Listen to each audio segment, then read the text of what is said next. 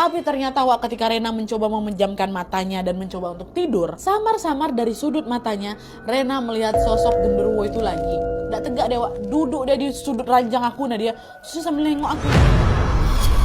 Bangun kan lagi Mas Lukman kan, mas bangun bangun gitu. Waktu dibangunin Rena yang kedua kali ini barulah Mas Lukman itu bangun.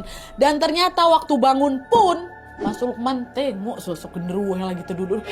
Astagfirullah, apa itu dek? Gitu. Sama seperti Rena Wak, Mas Lukman ini juga ketakutan. Dan sayangnya waktu itu Lukman ini nggak tahu Wak caranya gimana ngusir genderuwo itu. Akhirnya di situ Lukman ini pun menelpon salah satu tetangga mereka yang memang bisa dibilang cukup paham lah sama hal-hal kayak gini kan. Namanya Pak Rahmat. Nah untungnya waktu itu Pak Rahmat ini masih bangun Wak, belum tidur dia. Dan dia bersedia datang ke rumahnya Rena pada saat itu juga. Nah datanglah Pak Rena, Assalamualaikum katanya.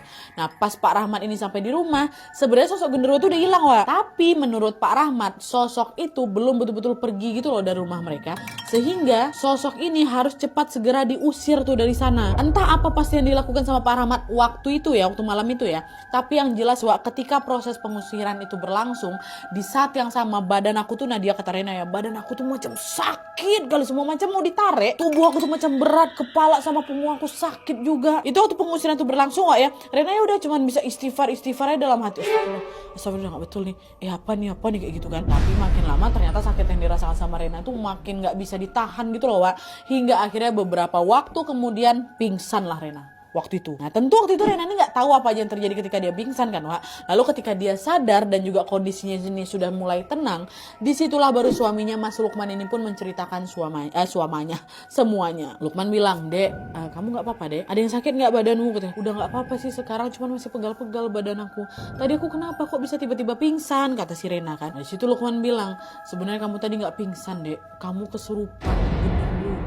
Hah? Serupan aku, kok bisa mas? Terus sekarang genderuwonya gimana? Udah pergi kan? Aku takut dia datang lagi mas, kata si Rena panik kan. Nah melihat Rena yang panik, Pak Rahmat yang waktu itu juga masih stay di rumah mereka bilang, yang tenang ya Mbak Rena, sosok itu udah pergi kok. Banyak-banyak berdoa aja lah, semoga dia gak balik lagi nih ke sini, kata Pak Rahmat. Nah setelah mengatakan hal itu, udah Pak Rahmat ini baru dia minta macam segelas air gitu buat didoakan. Lalu setelah didoakan, Pak Rahmat ini pun macam dicipratkannya air ke sekujur tubuhnya Rena Wak, sambil bilang udah gak apa-apa.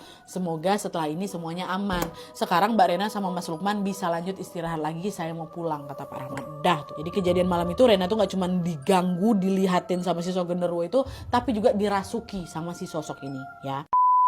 Nah malam itu Rena sama Lukman ini pun kembali tidur di kamar mereka Wak. Belum selesai kejadian malamnya. Tapi belum lama setelah mereka terlelap, pada sekitar jam 3 pagi, giliran Mas Lukman mendadak terbangun. Kebangun gara-gara apa? Dia telonjak kaget gara-gara dia dengar istrinya